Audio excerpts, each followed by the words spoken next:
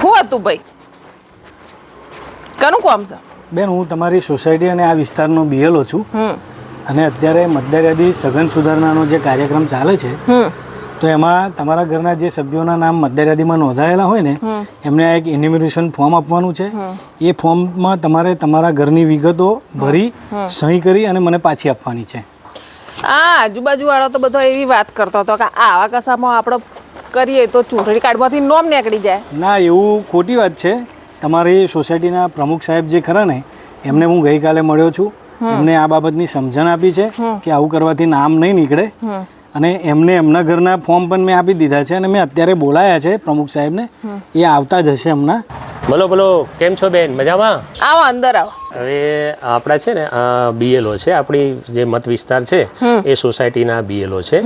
હવે આ જે કાર્યક્રમ છે ને એક રાષ્ટ્રીય કાર્યક્રમ છે અને એ સ્પેશિયલ ઇન્ટેન્સિવ રિવિઝન, એ કદાચ તમે સાંભળ્યું, એને શોર્ટ ફોર્મ આપણે SIR થી ઓળખીએ છીએ.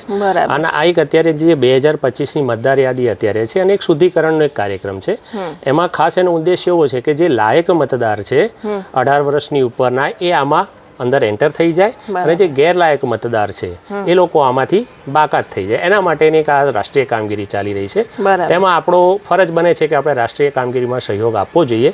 અને આ જે આપણા બીએલઓ સાહેબ છે એ આમાં આપણું જે ફોર્મ છે, હું ફોર્મ પણ તમને થોડુંક સમજાવી દઉં કે આ જે ફોર્મ છે એમાં આપની માહિતી અહીંયા પ્રિપ્રિન્ટેડ હશે કે જે મતદાર યાદીમાં છાપેલી હશે, અડધી હશે.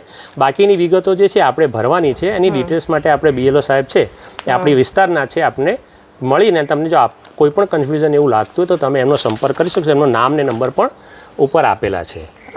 આ સાહેબનો મોબાઈલ નંબર આપેલો છે? આ સાહેબનો અહીંયા ઉપર નામ ને મોબાઈલ નંબર આપેલા છે. તો તમને એવું કન્ફ્યુઝન લાગે તો તમે એમનો સંપર્ક કરી શકો છો. અને ભાઈ ઘરે આવે તો એવું કહેજો, તો રાત્રે એવું હશે તો હું પણ બેસવા આવીશ આપને ત્યાં ને સમજાવી જઈશ. હા, બરાબર. લો, આપી દો. ચાલો, કશું નહીં સમજાય તો તમને ફોન કરી દઈશું અથવા તો તમને બોલાવી દઈશું. ચોક્કસ. સારું, ચાલો. Thank you. હા.